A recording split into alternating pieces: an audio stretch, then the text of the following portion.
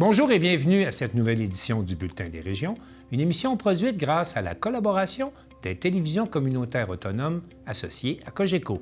Je vous souhaite une bonne émission. Qu'est-ce que ça évoque pour vous, le 5-10-15? C'est un espace absolument magnifique.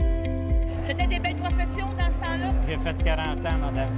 Non. Je vois l'homme comme un arbre parce que l'homme prend racine comme l'arbre. Avez-vous l'impression qu'il y a une relève pour ça? Est-ce qu'il y a des jeunes qui vont pour pas que ça se perde? C'est cette année que ça vaut vraiment la peine de venir au marché public. Ça représente une belle tradition, en fait, qui est un peu un porte-bonheur pour les pêcheurs.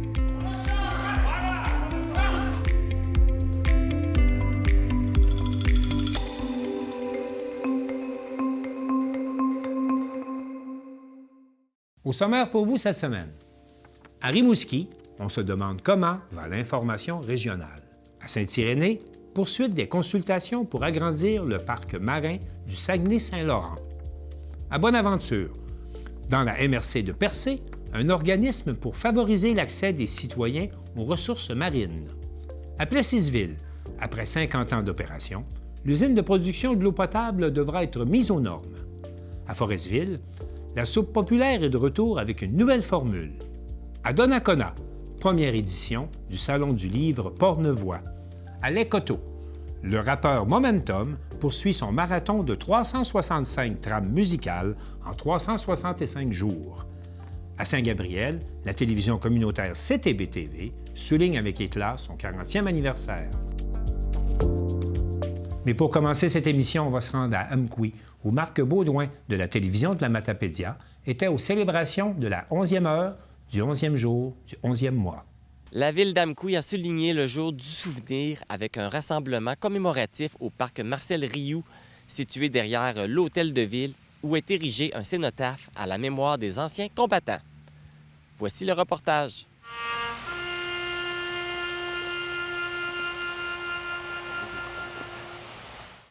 À la 11e heure du 11e jour du 11e mois, nous faisons la promesse solennelle de perpétuer la mémoire et d'honorer chaque homme et chaque femme qui a répondu à l'appel de la nation. Ce devoir de mémoire nous oblige à transmettre leur histoire aux générations futures pour que jamais leur sacrifice ne soit oublié. Ensemble, en ce jour de souvenir, nous prenons un moment pour méditer sur la grandeur de l'engagement et pour renouveler notre dévouement aux valeurs qu'ils ont défendues. Puissions-nous, comme eux, agir pour un monde plus juste et plus pacifique et conserver à jamais leurs souvenirs dans nos cœurs. Je souhaite vous réciter le poème « Au chant d'honneur ». Ce poème de guerre, écrit pendant la Première Guerre mondiale par le lieutenant-colonel canadien John McCrae. Alors, c'est ainsi. Au champ d'honneur, les coquelicots sont parsemés de lot en lot. Auprès des croix et dans l'espace, les alouettes devenues lasses mêlent leur chant au sifflement des obusiers. Nous sommes morts, nous qui songions la veille encore à nos parents, à nos amis. C'est nous qui reposons ici au champ d'honneur. À vous, jeunes désabusés, à vous de porter l'oriflamme et de garder au fond de l'âme le goût de vivre en liberté. Acceptez le défi, sinon les coquelicots se faneront au champ d'honneur.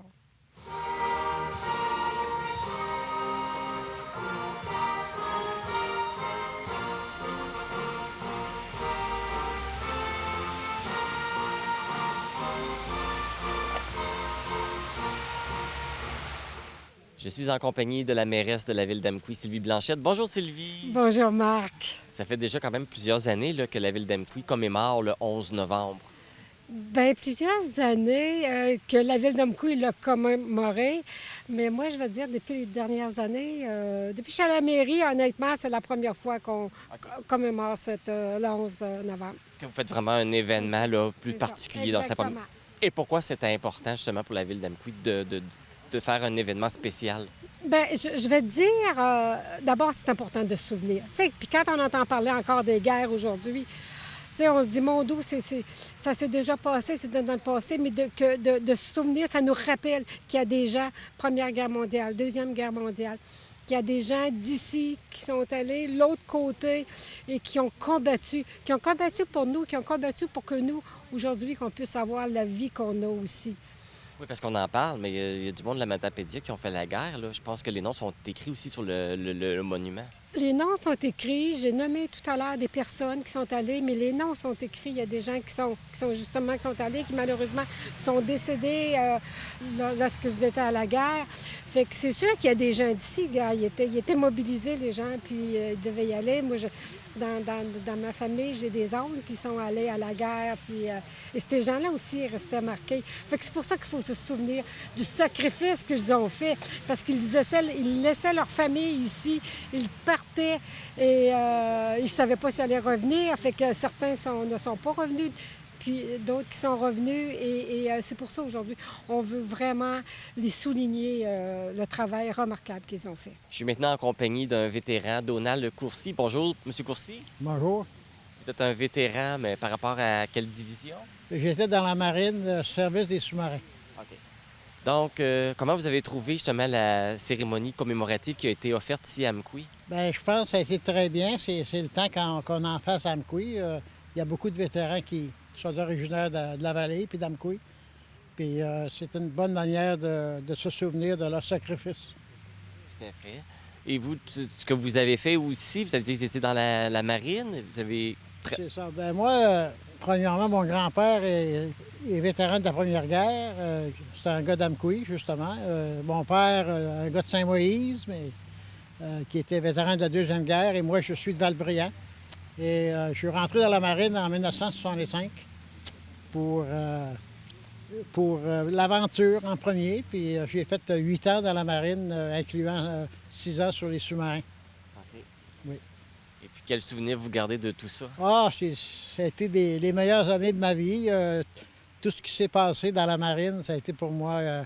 j'étais plongeur aussi, j'ai participé à des exercices de l'OTAN. Je me suis promené un peu partout sur l'océan, d'ailleurs. On espionnait dans ce temps-là des Soviétiques. Alors, j'ai beaucoup aimé ça. Ça a été pour moi une aventure que j'oublierai jamais. C'est une aventure d'une vie. Oui, puis d'ailleurs, le Nondaga à Pointe-au-Père, c'est un de mes anciens sous-marins. Ah oui? À toutes les années, là, des fois, je vais passer de nuit à bord pour me souvenir de... Ça me rappelle des souvenirs. Juste la senteur du diesel. Okay. C'est assez pour me rappeler beaucoup de choses. Vous, avez-vous déjà participé à des guerres ou ça vous est pas arrivé? C'est la guerre froide. Okay. On ne s'est pas tiré, on s'espionnait. Okay. On allait se cacher des fois à 400 pieds sous l'eau entre l'Islande et le Groenland, puis on écoutait les Soviétiques, les sous-marins soviétiques qui descendaient vers Cuba. Dans ce temps-là, il y avait beaucoup de... Ça passait proche. La crise de Cuba, avant que je rentre dans la marine, il y a eu la crise de Cuba. Mais en 1968, là, ça a été assez dangereux. Il y a 4 sous-marins qui ont disparu. Un sous-marin russe, un sous-marin américain, un sous-marin israélien et français. Dans ce temps-là, ça a passé proche de la guerre froide, là, jusqu'à temps que l'Union soviétique tombe. Là, il y a eu des moments un peu dangereux. Oui, c'est ça. Mais c'est sûr que quand on entre dans l'armée, on ne veut pas nécessairement avoir à vivre ce que les gens ont vécu à la Première Guerre et Deuxième Guerre mondiale. Ouais. Bien, l'avantage de la marine, c'est que tu vois pas l'ennemi, tu vois pas de proche. Dans l'armée, eux autres, ils sont plus proches de la bataille. Nous autres, on lance des torpilles, des choses comme ça. On voit pas exactement l'ennemi proche. Alors, ça fait différent. Mais c'est quand même important là, de commémorer tous ces gens-là qui ont participé à ces guerres-là. Bien, certainement, parce que sans eux autres, là, où est-ce qu'on sera aujourd'hui, on ne sait pas. Là. C'est vraiment... Puis d'ailleurs, en ce moment, c'est important aussi de voir ce qui se passe dans le monde, là, entre l'Ukraine et la Russie, au Moyen-Orient. Il y a des endroits un peu dangereux en ce moment. Puis il faut penser à se préparer au cas où ça pourrait empirer. On le souhaite pas. Non, on ne le souhaite pas. Donald Courcy, merci beaucoup. Merci. Les Canadiens célèbrent le jour du souvenir, autrefois appelé jour de l'armistice, tous les 11 novembre à 11 h. Ce jour rappelle la fin de la Première Guerre mondiale et c'est une occasion de se souvenir de tous ceux qui ont défendu la nation.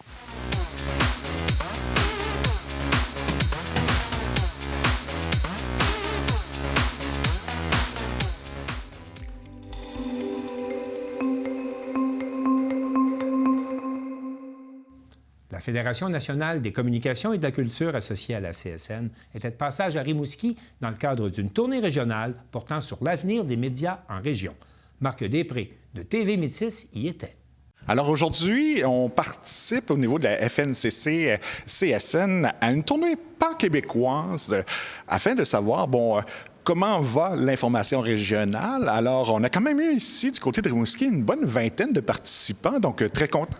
Absolument. J'ai trouvé que la qualité des participants, la diversité des participants était fort enrichissante pour nous, pour notre réflexion, mais aussi, je pense, pour le dialogue qu'on a eu tout le monde ensemble sur la prise de connaissance de certaines problématiques qui existent partout, mais qui, là, étaient incarnées, et comment les communautés sont impactées par la diminution ou peut-être la presque disparition de certains médias locaux. Et on a eu des gens de Rivière-du-Loup, de Charlevoix, donc nous-mêmes de la Métis qui se sont déplacés, des gens de la Matapédia, donc quand même aussi un bel éventail. La Côte-Nord de cette île, oui, on avait beaucoup de gens, puis des gens très diversifiés, puis avec des initiatives locales qui étaient intéressantes d'entendre. On a eu de la radio communautaire, de la télé communautaire, on a eu des gens d'Hebdo écrit de la Côte-Nord, on avait des gens de la télévision de Carleton et de Rimouski. C'était très, très, très intéressant. Radio-Canada, non, je ne vais pas dire ça, un représentant des employés de Radio-Canada. Et petite différence. Oui, petite différence. Des groupes communautaires aussi, ce qui est vraiment très, très le fun, des municipalités. Et aussi, à ce moment-là, on ne se le cachera pas, là. Le portrait n'est pas rose. Depuis 10 ans, on parle de 800 millions de revenus qui sont disparus. On parle de 450 médias qui ont aussi disparu dans les dernières années. Donc, le portrait n'est pas rose. Bien, le portrait n'est pas rose, mais c'est le même portrait un peu partout dans le monde, je dois vous avouer. Là. Même aux États-Unis, ils sont dans une situation assez désespérée au niveau de l'information locale.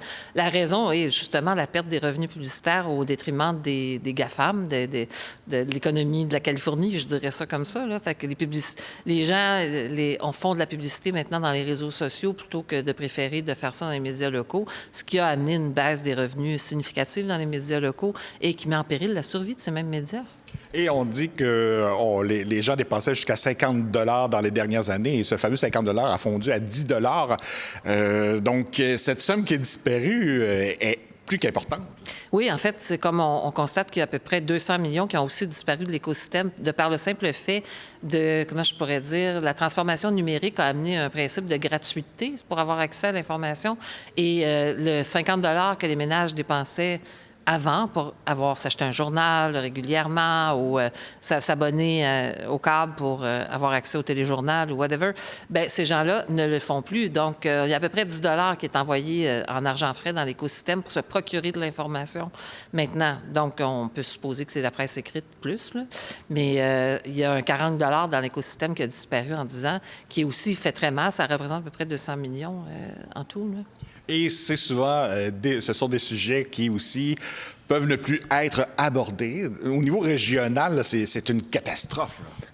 Au niveau régional, ce qui arrive, c'est que la réduction des effectifs, parce que faut comprendre que le système qu'on avait pour l'information, on parle de notre télé nationale, qui est Radio-Canada, le système des télés régionaux, les radios régionales ou les journaux régionaux, c'est des intérêts privés. Puis à partir du moment où il n'y a plus d'argent qui rentre, bien évidemment, ils sont obligés de rationaliser. Ils rationalisent dans l'effectif. Donc les journalistes, ils réduisent les équipes de couverture de presse. Fait que c'est un peu plus difficile maintenant pour l'ensemble des médias de couvrir beaucoup de territoires et beaucoup de sujets. Tu sais, j'étais au Saguenay dernièrement, puis quelqu'un me disait, moi, je fais plus d'événements à Robertval parce que je sais que je ne serai pas couvert, parce que les journalistes partiront pas de Chicoutimi pour aller couvrir Robertval à 4 heures de distance. Donc, il faut que ça soit centré autour de Chicoutimi pour que ce soit couvert, parce que là, les journalistes peuvent faire 2-3 sujets par jour en allant couvert, plutôt que d'un seul sujet en allant à Roberval pour faire de la distance, ce qu'ils faisaient avant. Fait que ça, c'est clairement un problème, parce que les couvertures régionales vont se réduire, la capacité de couvrir des sujets régionaux va se réduire, puis quand il y aura des médias très ancrés dans des communautés plus restreintes, qui n'auront plus les moyens de subvenir, ça aussi, ça va s'éteindre. Fait qu'on va avoir un problème. Puis quand on a un problème avec la couverture, on a un problème avec la démocratie. Parce que ça participe à la vision sociale. Le journalisme a une fonction d'amener des faits, de documenter des faits et de le faire de façon professionnelle sous un code d'éthique qui permet à la population d'avoir une meilleure vision de ce qui se passe autour d'elle et de pouvoir être au courant. Mais quand il n'y en a plus, bien, il n'y a plus d'informations, puis la démocratie s'exprime beaucoup moins, puisqu'on va voir passer les choses sur les réseaux sociaux, mais qui vous dit que c'est la vérité, qui vous dit que c'est bien documenté et qui vous dit que c'est la finalité. Et à ce moment-là, donc, vous avez quand même proposé, vous avez en banque là, 5 solutions là, qui pourraient être assez facilement applicables. Oui, en fait, nous, d'abord, on souhaite que les municipalités, notamment, s'impliquent dans la problématique du maintien de l'information locale par une déclaration de principe qui dit qu'ils favorisent ça et qu'ils souhaitent que l'ensemble des participants de la communauté qu'ils représentent participent au maintien de l'information locale. On a l'idée d'un infofrais sur les écrans, à la fois les téléphones, les tablettes, les écrans de télévision, par où parviennent l'information aux gens, de taxer l'achat de ça à 2 %. Je donne toujours l'exemple, vous achetez un téléphone à 800 $ une année, bien, ça va vous demander 16 $ de plus, mais vous n'achèterez pas un téléphone tous les ans. Fait que pour 16 $ vous allez participer au maintien de l'information pour 3 ans.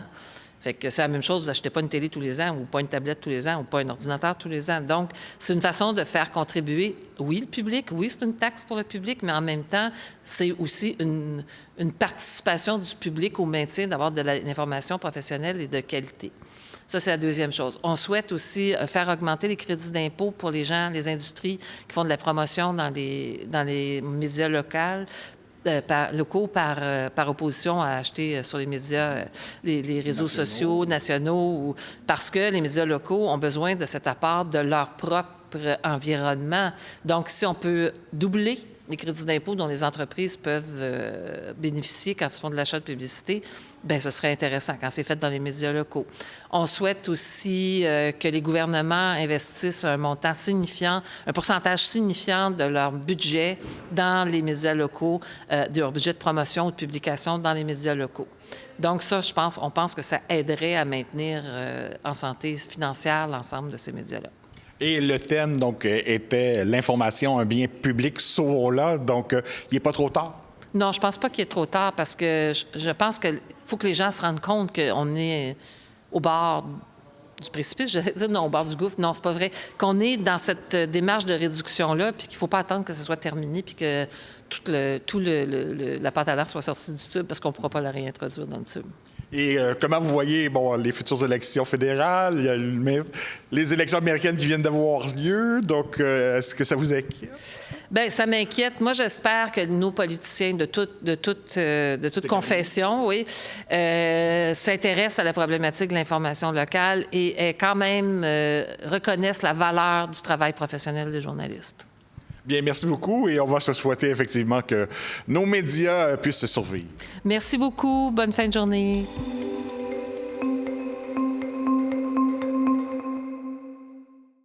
Jusqu'au 13 décembre prochain, les gouvernements du Québec et du Canada tiennent conjointement des consultations des deux côtés du fleuve concernant l'agrandissement du parc marin Saguenay-Saint-Laurent. Mathieu Larivière de TVCO était aux consultations qui se sont déroulées dans Charlevoix, plus précisément à Saint-Irénée.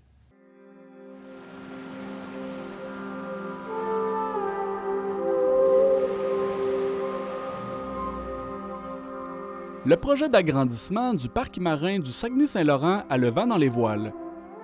Au cours des dernières semaines, 5 séances de consultation publique ont eu lieu des deux côtés du fleuve pour percevoir les commentaires et les interrogations des communautés riveraines qui seront potentiellement impactées par le projet. TVCO était présent lors de la consultation qui s'est tenue au domaine Forget pour entendre la population charlevoisienne. Vous assistez à une séance d'information pour le projet d'agrandissement du parc marin du Saguenay-Saint-Laurent. C'est un projet sur lequel on travaille depuis un certain temps et aujourd'hui, on soumet à la population de Charlevoix un territoire, mais un projet d'agrandir le parc marin de 3,6 fois la taille actuelle. Les partenaires qui assurent la gestion du parc marin actuel et qui projettent son agrandissement forment une association de parties prenantes assez unique en son genre. Quand on a créé le parc marin il y a 25 ans, c'était le premier. Puis on a créé le parc marin en vertu de 2 lois miroirs, une au Québec, une au fédéral. Donc depuis ce temps-là, on travaille Canada-Québec main dans la main pour mettre en œuvre. Et on peut imaginer, parce qu'il y a 25 ans, on était le premier. Donc imaginer, créer, comment faire pour protéger le fleuve. On le fait en collaboration Canada-Québec. On travaille aussi avec les Premières Nations. Les Premières Nations ont un siège sur notre comité de coordination. Donc, notre comité de coordination, c'est le regroupement qui guide les gestionnaires dans la mise en œuvre de nos actions. Donc, ils sont présents avec nous dans cette gouvernance-là. Puis, on travaille aussi avec les Premières Nations via des programmes de gardiens. En fait, on travaille avec les Premières Nations pour développer la capacité, savoir traditionnel, pour mieux protéger le parc marin ensemble, en fait. Au dire de la représentante de Parcs Canada, les motivations environnementales pour élargir la zone protégée seraient nombreuses. C'est une aire marine protégée. Donc, quand on crée un parc marin, ce qu'on veut faire, c'est mettre la conservation au cœur de nos décisions, mais aussi la mise en valeur, la sensibilisation, l'éducation. Donc, concrètement, le parc marin vient avec un règlement, le règlement sur les activités en mer, qui, le jour 1, s'appliquerait dans le parc marin. Le règlement, il vise principalement à venir harmoniser la cohabitation entre les humains et les mammifères marins, la faune en général.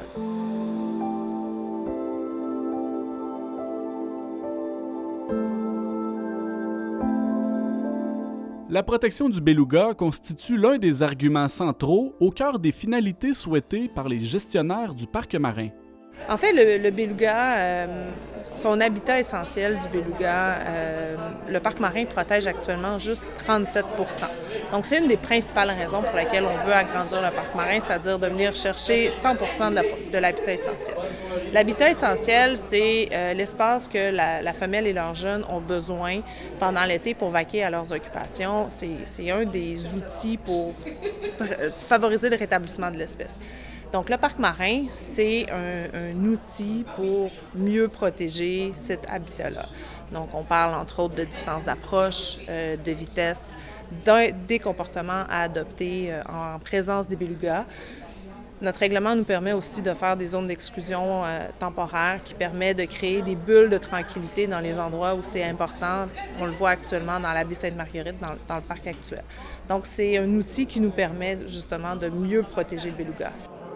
Madame Bergeron affirme que les co-gestionnaires du parc marin ne cherchent pas à exclure tout type d'activité humaine de l'aire protégée dans le fleuve Saint-Laurent. Le parc marin, c'est pas une cloche de verre, c'est une aire d'utilisation durable.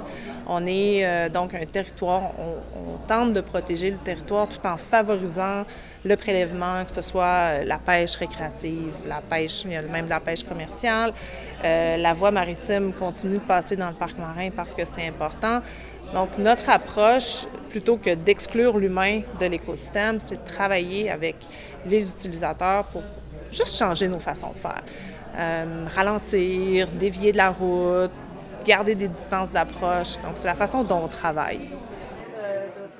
Certaines activités fluviales deviendraient cependant interdites dans la zone d'agrandissement projetée. En fait, il y a la loi québécoise qui vient interdire la prospection minière, transfert d'énergie. Donc ça vient comme confirmer ça dans l'estuaire.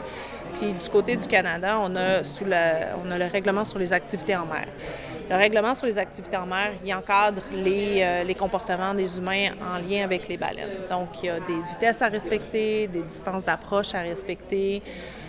Et il y a certaines activités aussi qui sont contraires à la cohabitation. Dans les activités complètement interdites, il y a la motomarine parce que typiquement, cet engin-là a des comportements plus rapides, erratiques et il y a vraiment une co-occurrence, un dérangement important pour les mammifères marins. La même chose avec les sports de traction, les aéroglisseurs, les drones, les survols à moins de 2000 pieds. Donc, c'est à peu près les seules interdictions dans un parc marin, ouais. Chasse commerciale pour les oiseaux migrateurs aussi? Effectivement, la chasse récréative n'est pas interdite, mais embaucher un guide devient interdite dans le parc marin. Cette extension de l'aire marine protégée suscite une diversité d'opinions et d'interrogations. À date, déjà, d'entrée de jeu, la réponse est très positive. On sent que les gens ont de l'intérêt pour mieux protéger le fleuve. Donc, les préoccupations qui sont en lien, évidemment, avec l'harmonisation des activités humaines versus la conservation. Il y a des questions, des préoccupations par rapport aux activités interdites via le rame, par rapport au dragage, par rapport aux interventions en berge. Mais globalement, on arrive à trouver des réponses satisfaisantes aux questions. Donc, on pense que le parc marin actuel pourrait être agrandi comme il est, puis répondre à l'ensemble des préoccupations. Est-ce qu'il y a des préoccupations du milieu des affaires, les gens qui font des affaires commerciales sur le fleuve? Est-ce que c'est quelque chose qui ressort? On les a rencontrés en consultation ciblée, mais quand on explique notre projet, que dans le fond, c'est une aire d'utilisation durable, qu'on est là pour pérenniser les activités, pérenniser le fleuve, aussi la qualité de l'eau, la qualité des écosystèmes, puis qu'on va le faire ensemble, on va le faire en collaboration, en partenariat, bien, ça atténue les craintes, puis je pense qu'ils nous voient comme étant un joueur important, parce que la plupart de ces entreprises-là ont des objectifs de développement durable. Tout le monde s'entend en 2024 que la conservation, c'est important. On veut protéger 30 % de nos milieux marins, de nos milieux terrestres. Donc, on va le faire ensemble, on peut le faire ensemble. Des résidents de Charlevoix, présents à la soirée d'information, avaient également des avis et des questionnements variés sur le projet. Bien, moi, j'habite ici à Saint-Irénée, puis j'ai entendu le projet d'agrandissement du parc marin. Et je bénéficie du parc marin là, déjà qui existe, mais je me demandais les impacts ici. Moi, je suis sur un petit comité qui défend un peu, qui promeut la pêche à la fascine. Oui. Donc, qu'il y a ici à Saint-Irénée, la famille Gauthier à L'Anse-au-Sac, puis à l'île aux Coudes, oui. les Mailloux. Oui. Et je me demandais quel impact ça aurait. S'il y aurait des conséquences. S'il y aurait des conséquences malheureuses ou heureuses, parce que peut-être mon espoir, c'est que dans ce parc-là, nouveau, on valorise l'histoire aussi, l'histoire maritime de Charlevoix, puis de toutes les autres parties qui seraient dans le parc. Puis l'histoire des pêches à la fascine est vraiment fondamentale. Bien, c'est ça, je travaille pour le comité touristique Cratère et Marée, puis en fait, on trouve ça vraiment intéressant au niveau touristique, nous, le niveau développement. Donc, on est en train d'écrire un mémoire là, pour appuyer le projet. Puis, je vais venir prendre un petit peu des informations supplémentaires là, pour l'occasion. Est-ce que vous avez des interrogations, vous, personnellement, sur ce projet-là, ses impacts? Bien, en fait, nous, on trouve ça intéressant. Les interrogations, ce qu'on avait, c'est vraiment savoir c'est quoi le règlement, en fait, de la zone actuelle puis de la zone à venir. Et au niveau touristique, en fait, on sait que ça va gérer, en fait, un peu au niveau touristique, au niveau du développement. Nous, au niveau de Cratère et Marée, on est en développement durable. Donc, il n'y a pas d'enjeu. On n'est pas en développement d'expansion motomarine et compagnie sur notre secteur. Donc, c'est vraiment pour voir qu'est-ce qu'il y en est, la préservation. On est en train de se positionner aussi au niveau d'un grand concours international pour les plus belles baies du monde. Donc, c'est vraiment, ça vient concourir un peu à toutes nos prochaines actions à venir. Là. Donc, je vais m'informer. Le parc marin du Saguenay-Saint-Laurent devrait être officiellement agrandi d'ici la fin de l'année 2025. Sa superficie s'étendrait sur près de 4500 km², allant de Petite-Rivière-Saint-François à Pointe-à-Boisvert, sur la rive nord du fleuve, et de Saint-Jean-Port-Joli au Parc national du Bic, sur la rive sud. Le fjord du Saguenay conserverait la même superficie protégée.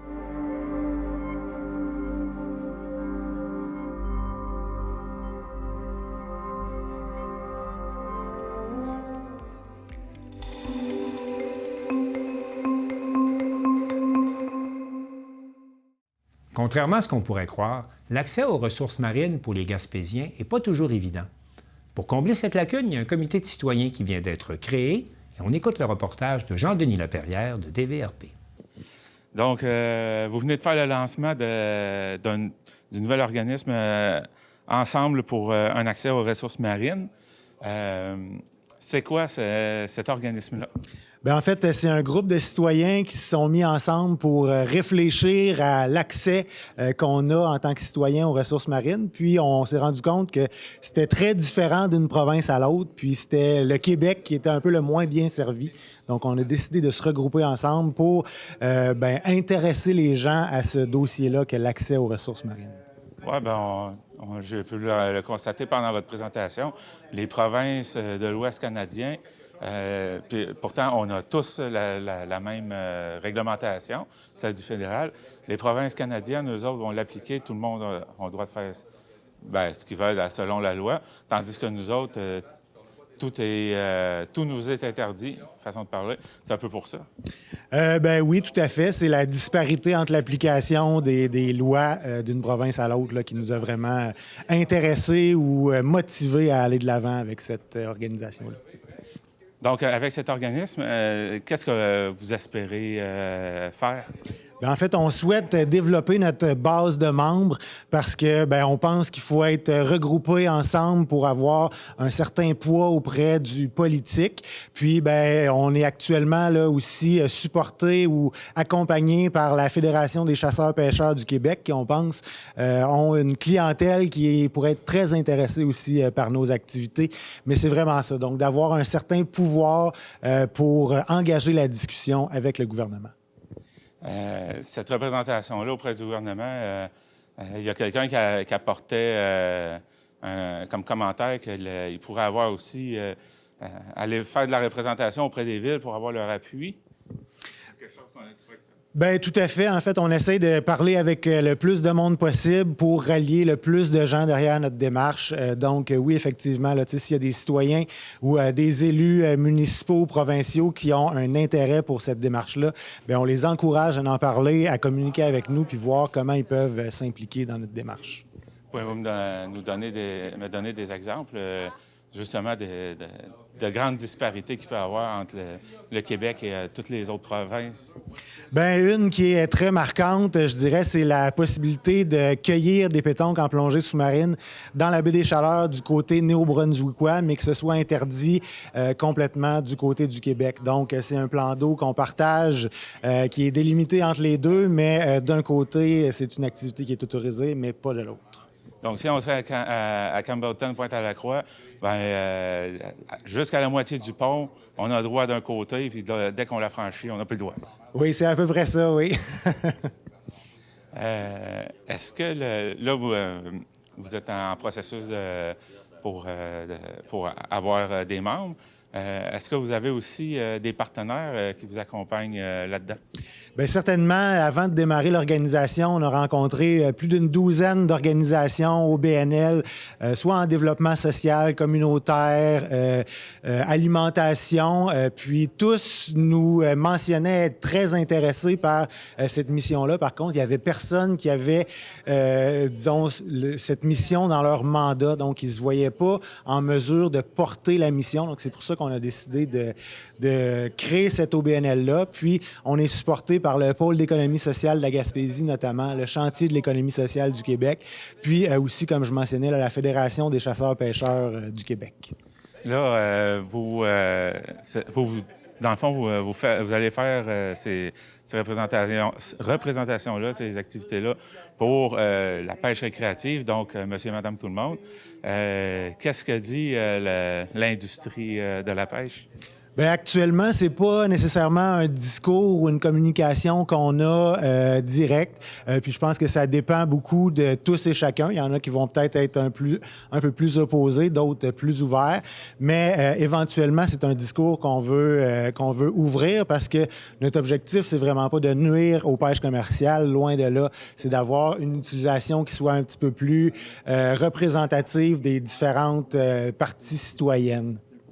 Vous avez fait, pendant la présentation, le rapprochement avec la chasse puis la cueillette de champignons. Dans le fond, même si la population pourrait avoir le droit, de toute façon, c'est pas tout le monde qui va aller pêcher. Donc, c'est quelque chose qui devrait être permis normalement, surtout si, en plus, ça l'est dans l'Ouest canadien et dans les provinces maritimes. Bien, effectivement, on ne pense pas que ça va être tout le monde qui habite en Gaspésie ou sur la Côte-Nord qui vont commencer à eux-mêmes aller pêcher leurs ressources alimentaires. Par contre, on pense qu'il y en a certains, même plusieurs, qui pourraient avoir cet intérêt-là.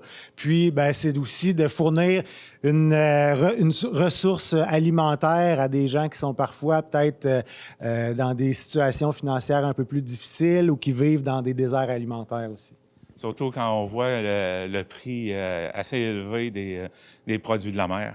Bien, effectivement, ce n'est pas nécessairement tous les Gaspésiens, Gaspésiennes et Québécois qui peuvent se permettre de manger du crabe ou du homard qui est pêché ici au Québec. Puis ça, on trouve ça aussi excessivement dommage. La formation de l'organisme, bon, le lancement a été fait aujourd'hui, mais ça fait combien de temps que vous travaillez sur ça?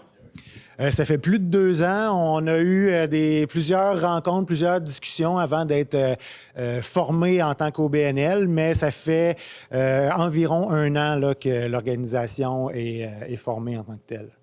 Qui a été rencontré pour discuter et partir le bal de ça? Bien, c'est notre président, Hugo Daniel, qui a vraiment lancé un peu la démarche. Il a communiqué avec plusieurs de ses amis qui pensaient qu'il y avait effectivement un intérêt pour les ressources marines. Puis, c'est à ce moment-là qu'on a un peu créé ce groupe de discussion-là, puis qu'on s'est rendu compte là, qu'il y en avait plusieurs qui avaient ces mêmes réflexions-là.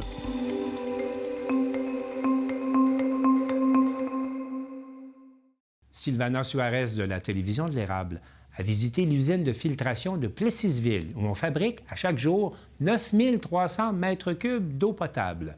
On écoute son reportage. La bâtisse de l'usine de filtration d'eau de la ville de Plessisville doit être mise aux nouvelles normes après 51 ans de service en eau potable aux résidents de Plessisville. À cause du récent regroupement de la ville et de la paroisse, l'usine devra se conformer aux nouvelles exigences du ministère de l'Environnement afin d'éviter les risques et d'atteindre tous les foyers de la ville qui sont en augmentation. Lors d'une visite de toutes les installations de ce bâtiment, le responsable de l'usine, M. Martin Lacroix, nous a expliqué chacune des étapes qui traversent l'eau avant d'arriver aux citoyens. Bienvenue. Bonjour, mon nom c'est Martin Lacroix, chef de service à l'hygiène du milieu de la ville de Plessisville. Je vais vous accompagner pour aller pour vous montrer le circuit de l'eau potable, comment on la traite du début jusqu'à la fin.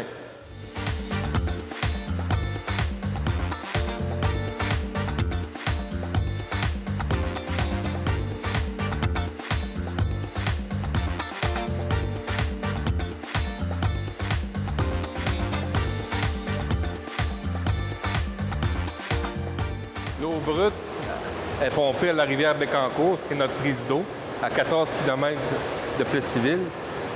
Elle est acheminée à l'usine, elle arrive par un tuyau souterrain. Elle rentre dans l'usine, on y injecte les premiers produits chimiques qui aident au traitement de l'eau. Le traitement de l'eau, c'est un traitement conventionnel avec un procédé de décantation et filtration. L'eau brute arrive ici dans ce qu'on appelle un mélangeur.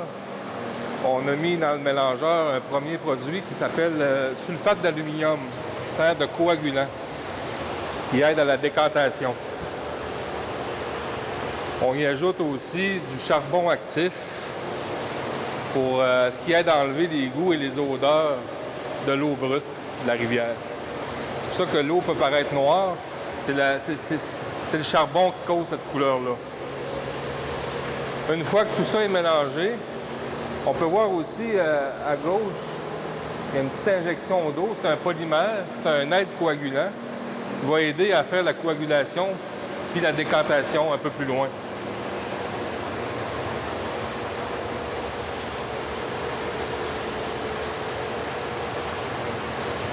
Ensuite, quand l'eau est mélangée avec les produits, est dirigée vers ce qu'on appelle le décanteur. C'est une des plus grosses étapes dans le processus. C'est un décanteur qui sert à faire décanter les matières en suspension que dans l'eau. Si vous prenez un verre d'eau brute dans la rivière, l'eau d'un lac, l'eau va être jaune ou brune. bien, c'est ce qui forme la couleur de l'eau, les particules, les matières en suspension. Bien, nous autres, on vient les enlever avec une décantation. Nos produits qu'on a mis dans le mélangeur, on appelle ça une flocculation. Ça prend les particules, ça fait un floc, ça l'alourdit, puis il décante dans le fond du décanteur. Le décanteur, bien, on prend le surnageant, on va aller voir les tuyaux à la surface tantôt. Le surnageant de ça, il est ramassé, puis il est acheminé vers les 2 filtres. On a 2 filtres au sable, qui a un peu le même principe qu'un filtre que vous avez à la maison, un filtre de piscine, qui est sous pression, mais c'est du sable semblable à ce qu'il existe dans un filtre de piscine. L'eau est filtrée. Ensuite, elle est acheminée dans une première réserve de contact, une réserve où on injecte le chlore pour la désinfection de l'eau. On y ajoute aussi à ce moment-là de l'hydroxyde de sodium et de la soude caustique pour réajuster le pH. Parce que dans les étapes, on a mis du sulfate d'aluminium qui aide à faire la flocculation. Lui, il a un certain pH qui fait descendre le pH trop bas. Mais pour le rééquilibrer pour l'eau potable qu'on distribue aux citoyens, il faut remettre le pH à un niveau de 7, 6,90 ou 7. Fait qu'on va le faire avec de la soude caustique. Selon M. Lacroix, il n'y a pas actuellement surconsommation d'eau dans la ville. Environ chaque personne consomme 150 litres d'eau par jour, ce qui correspond à l'objectif canadien. L'usine de filtration d'eau à Plessisville a été construite, mise en service en 1973. Ça fait 51 ans qu'elle est en fonction. Moi, ça fait depuis février 2009 que je travaille ici, à la ville de Plessisville. Dans le même métier, ça fait depuis 1995. J'ai débuté ma carrière dans une autre région. Puis ma fonction ici, c'est présentement, je suis chef de service à l'hygiène du milieu, qui en fait, je suis gestionnaire de l'usine de filtration qu'on a visitée tantôt, puis aussi l'usine d'épuration pour les eaux usées. C'est la principale tâche de mon travail, c'est de gérer ces 2 gros départements-là, eau potable et eau usée. Le niveau de consommation d'eau pour les citoyens de Plessisville, on est bien, on est très bien. On a atteint l'objectif depuis quelques années, l'objectif canadien qui était de 220 litres par jour par personne. C'est un objectif qui était émis par le ministère de l'Habitation et du Logement du Québec, avec lequel je fais un rapport à chaque année de la consommation d'eau. Donc, cette année, ça fait quelques jours même, je viens d'avoir le résultat de mon rapport de l'année 2023. Puis, à Plessisville, on était à 150 litres par jour par personne. On est bien en deçà de l'objectif canadien. Donc, on a juste des félicitations à faire aux gens de Plessisville. Tant M. Lacroix que le maire Pierre Fortin ont assuré que pour le moment, il n'est pas nécessaire d'agrandir ou de rénover la bâtisse de filtration d'eau, mais que la ville travaille déjà sur des résolutions et des subventions pour réaliser les mises aux normes. Vous pensez ou vous prévoyez peut-être une rénovation, un agrandissement de l'usine de filtration d'eau après le regroupement de la ville et la paroisse? Oui et non. Je vous explique. C'est pas peut-être un agrandissement, mais c'est plus une mise aux normes. L'usine actuelle, la capacité de l'usine est suffisante, même pour un regroupement, puis même pour un développement futur des prochaines années. On a une capacité de 9900 mètres cubes, qui a été c'est la capacité de conception de l'usine en 1973. Puis aujourd'hui, quotidiennement, on va avoir des consommations entre 3500 et 4500, parfois 5000 mètres cubes par jour dans les pires journées. Fait qu'on a encore une bonne marge de manœuvre. Mais ce qui risque d'arriver, c'est que il y a des règlements qui changent avec le temps, les exigences ministérielles. Il faut faire une mise aux normes. Ça, on ne pourra pas y échapper, il va falloir aller vers là. Fait que les nouvelles technologies, tout ça va être désigné par l'ingénierie. Mais il se pourrait avoir un agrandissement de l'usine si des équipements est demandé à ce moment-là. Ce n'est pas pour la capacité, mais c'est plus pour la mise aux normes de l'usine de filtration. Il va falloir réaliser un jour.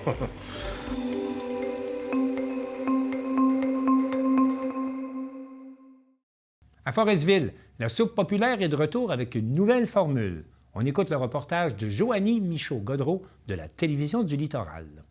La soupe populaire de Forestville était de retour le 12 novembre après une pause de quelques mois. C'est une nouvelle formule qui est maintenant offerte aux personnes plus démunies, toujours dans l'objectif de rassembler et de remplir les ventres vides. Le concept reste le même, offrir un repas gratuitement à ceux qui ont de la difficulté à joindre les deux bouts ou encore aux personnes itinérantes. La soupe populaire est aussi accessible aux gens qui veulent simplement sortir de l'isolement ou discuter autour d'une bonne soupe chaude. Une boîte de dons est disposée à l'entrée de la salle et libre à chacun d'y mettre des sous selon ses moyens.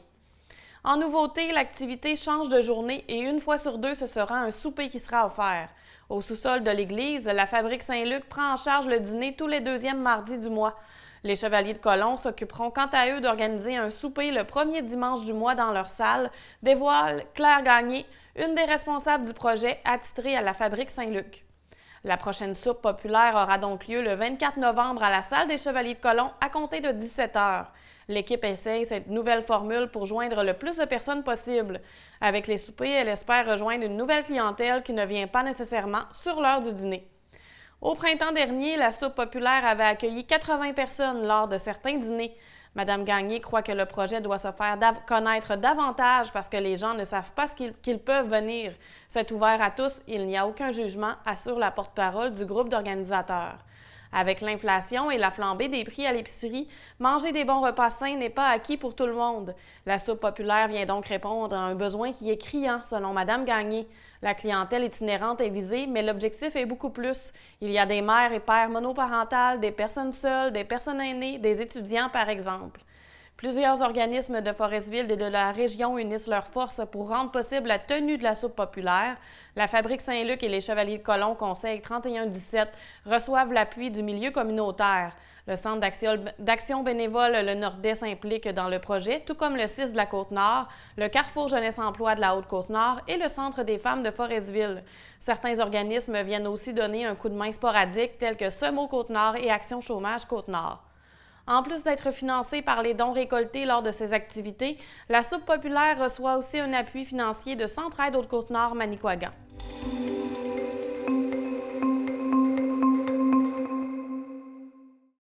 On écoute maintenant un reportage de Danick Julien de CJSR qui était à la première édition du Salon du livre Portnevoix.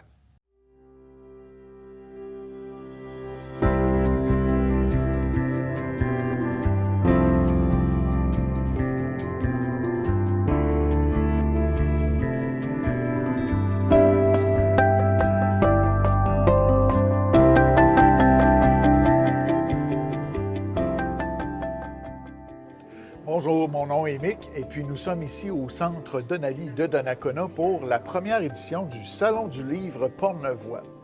Et puis nous avons pour la première édition un président d'honneur, nul autre que Léodenis Carpentier. Salut Léodenis, ça va bien? Ben oui, ça fait plaisir. Et puis toi, tu es nouvellement auteur depuis juillet. Oui, bien c'est-à-dire oui puis non. On va dire oui comme on dit, mettons, aux enfants. OK. C'est que j'écris depuis j'ai à peu près 13-14 ans. Oui. Mais je n'ai jamais publié.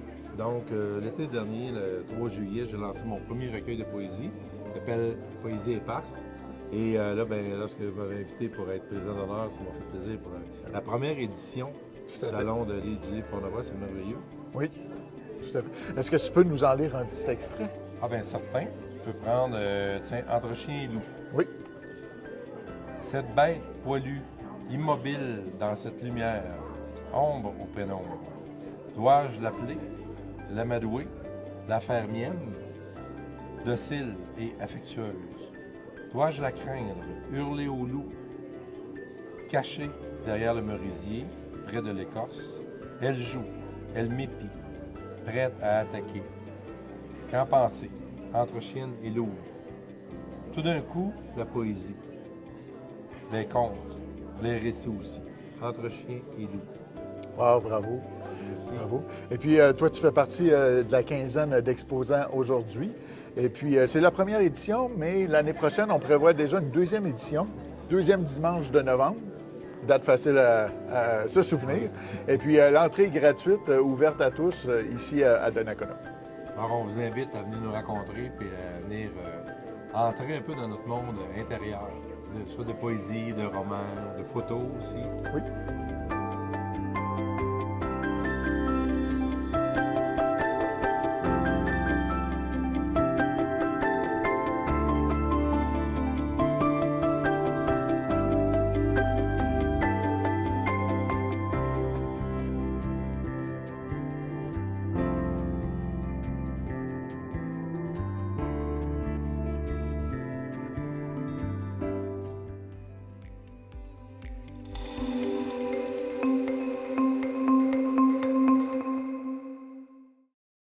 Le rappeur Momentum s'était lancé comme défi cette année de créer 365 petites trames musicales en 365 jours.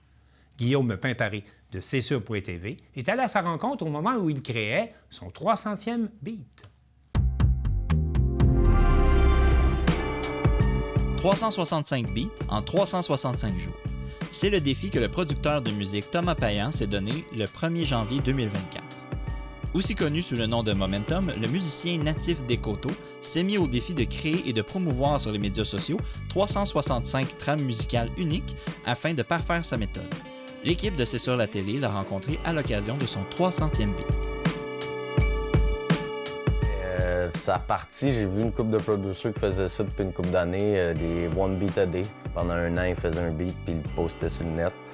C'est tout un défi. J'en faisais chaque jour, mais il y a des jours que je prenais des breaks. Fait que là, c'est comme un workout un peu. Là. Ça s'arrête pas. Là. Pour ceux qui ne savent pas, c'est quoi un beat spécifiquement? Un beat, en gros, ça se consiste de drums et de mélodies ou d'éléments percussifs. Ça peut être n'importe quoi, là, comme... Tu sais, ça peut partir de ça, mais dépendant du style, dépendant de l'artiste, dépendant de ce qu'on veut, on peut prendre des vinyles, on peut prendre un piano, ma bass, synthétiseur, n'importe quoi, puis le reste, c'est l'imagination. On est au 300e jour sur 365. Comment ça? Je me sens bien, je me sens très bien. Il y a des jours plus durs, mais là, je vois la fin arriver. Pas que j'ai hâte qu'elle arrive, mais que je vois... on ne pense pas aux 300 jours, ça passe vite, mais il se passe beaucoup de choses aussi dans 300 jours. Fait que je vois tout le chemin qu'il y a eu, l'expérience que je prends veut pas jour après jour. Comment dire, c'est satisfaisant. Parlant justement un peu des résultats, les retombées de ce projet-là, est-ce que ça t'a ouvert des portes? Ça m'a ouvert quelques portes. J'avais un peu plus d'attente, mais ça m'a ouvert des portes. J'ai quelques contacts aux États, en Europe un peu plus, des beatmakers qu'on se parle, des producers plus gros que moi qui me voient aller aussi, qui commencent à liker mes affaires, commenter mes affaires, des compagnies de son, des compagnies de machines aussi qui j'ai attiré leur attention. C'est pas où ce que ça peut emmener. Puis là, on parlait peut-être de continuer au-delà de 365. Moi, j'aimerais ça faire une saison 2. Vraiment, chaque jour avant minuit, il faut que le beat soit fait, poster une vidéo, que ça soit de même à 365 jours. Espérons-le. On verra où que ça va mener, mais dans le fond, faire des beats chaque jour, moi, ça en devient une belle habitude. C'est juste de rester concentré puis continuer.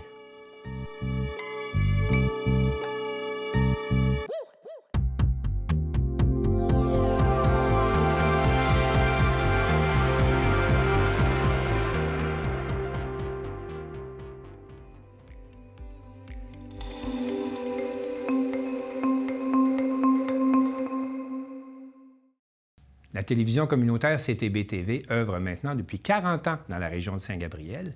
Et pour souligner cet heureux anniversaire, toute la communauté s'était réunie le 7 novembre dernier. On écoute le reportage de Danny Bérubé de CTB-TV. Le 7 novembre dernier, au bal masqué de Saint-Gabriel dans la Naudière, CTB-TV, la télévision régionale de Saint-Gabriel, a célébré ses 40 ans d'existence.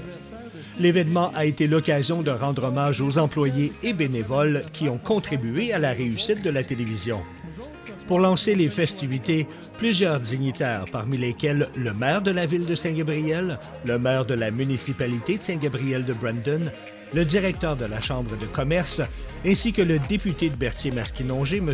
Yves Perron, ont pris la parole pour féliciter CTB-TV. Je veux féliciter tout le monde depuis ces nombreuses années qui travaillent très fort.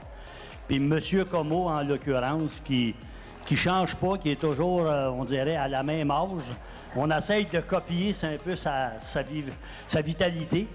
Alors, je vous souhaite une belle soirée. Bonsoir à tout le monde. Merci de l'invitation. Je voudrais dire en premier lieu, félicitations à Monsieur Comeau pour avoir dirigé CTB-TV selon toutes ces années-là. Félicitations, M. Comeau. Une petite main d'applaudissement.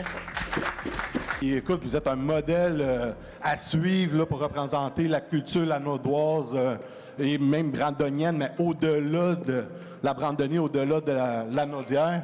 La télé communautaire, l'engagement communautaire, le bénévolat, combien ça vaut? Hein? J'adore le silence que j'ai parce qu'il n'y a pas de vraie réponse là-dessus. Il y a une valeur économique, bien sûr, mais tout dans la vie n'est pas que des chiffres. Il y a de l'amour, il y a du temps, il y a de la culture, il y a de faire rayonner son monde. Tout ça, c'est grâce à vous. Fait que je vous félicite, je vous lève mon chapeau. Bravo! La télévision de Saint-Gabriel, qui est propulsée par Cogeco, a eu droit également à un mot de la directrice de la programmation du Bas-Saint-Laurent-Gaspésie-les-Îles, Mme Sarah Saint-Pierre. Bonjour à vous, belle grande équipe de CTB-TV. Je tenais simplement, au nom de Cogeco, à vous féliciter pour votre implication. Surtout, vous remercier pour votre grande générosité. Sans votre soutien, la télé locale n'existerait pas. Et sachez que vous êtes définitivement un exemple à suivre. Alors, merci encore et bon 40e. Une soirée remplie de joie, de tristesse, d'humour et de plaisir. Se remémorer 40 ans en quelques heures seulement relève d'un exploit de la part des deux animateurs. Plus d'une cinquantaine de bénévoles et d'anciens bénévoles étaient présents pour l'occasion. Ils ont pu revoir d'anciens collègues lors d'entrevues improvisées, d'anciennes émissions qui ont été diffusées pendant de nombreuses années, d'anciens reportages où l'on a reçu d'importantes personnalités et plus encore. CTB-TV n'a pas manqué de rendre hommage à ces anciens animateurs qui, malgré leur absence lors de la soirée, ont marqué l'histoire de la chaîne. L'équipe de CTB-TV s'est déplacée pour leur rendre visite et souligner leur contribution essentielle à l'existence et au succès de la télévision régionale. André Pépin, quel beau souvenir. Bonjour. Les souvenirs qu'on a ensemble à la télévision communautaire. Hein? Oui. Vous avez fait tellement de belles émissions. Ah, ben, je vous remercie. Avec Janine Généreux. Oh oui, Janine, elle était très bonne, elle. Tiens, Michel.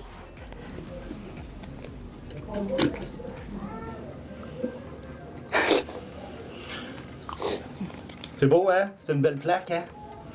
C'est pour toi. Ça, c'est pour toi, c'est parce que c'était important pour nous à CTB-TV. Tu sais, si ça n'avait pas été là dans le temps, là, je ne sais pas si CTV existera encore. Alors, tu sais, c'est un remerciement pour tout ça. Plusieurs émissions ont marqué l'esprit des téléspectateurs au cours de ces 40 ans. Que ce soit par l'information, le culturel, le sport ou le jeu, CTB-TV a toujours su proposer des émissions d'intérêt à la population. Au cours de cette soirée festive, les personnes présentes ont pu profiter de différents divertissements ainsi que de prestations musicales. L'essentiel, c'est d'être aimé.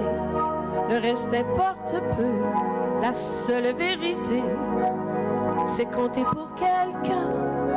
Quoi qu'il puisse arriver, c'est entrer dans son cœur et n'en sortir jamais.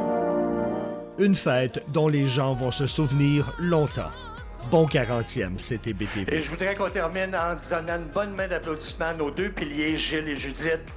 Et à tout le personnel, tous les bénévoles, merci beaucoup. C'est pour vous autres le 40e.